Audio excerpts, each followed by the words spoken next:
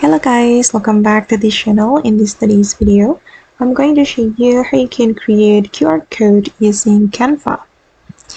Okay, let's get into it guys. I have opened my Canva and first of all, I'm going to create a design and then you have to prepare the link you want to create QR code.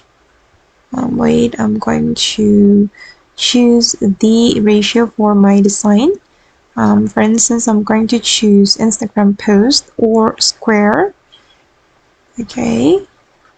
And then I'm going to create QR code with the link I have copied to the clipboard.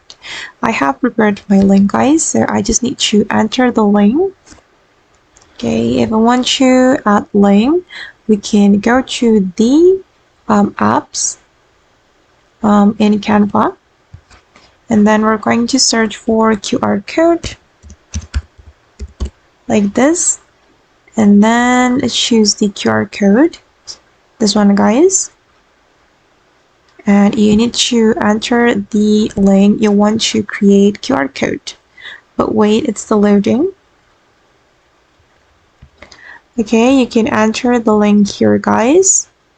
I'm just going to paste the link I have copied. Okay, once you're done entering your link here, you can click on generate code and the QR code will be generated automatically.